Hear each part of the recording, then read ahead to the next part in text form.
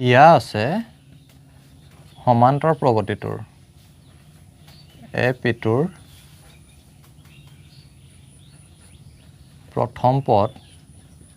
এ সমান 4 আৰু এপিটোৰ সাধাৰণ অন্তৰ d -3 যেটা আমাক দিয়া আছে প্ৰথম পদ a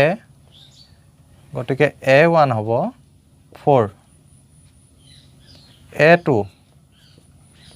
a2 মান আমি a1 প্লাস d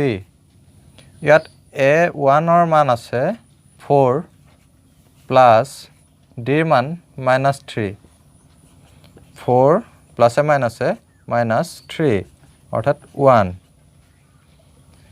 a3 হৈছে a2 প্লাস d a2 ৰ মান আমি ইয়াত পাইলো 1 প্লাস d মান -3 1 -3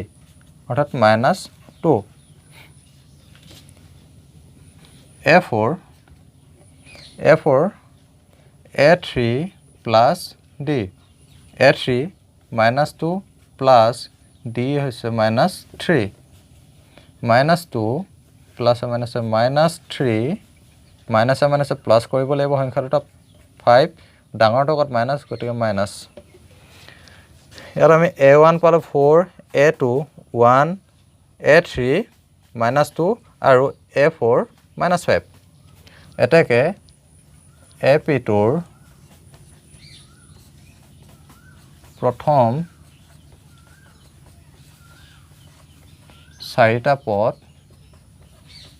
হৈছে 4 1 -2 আৰু -5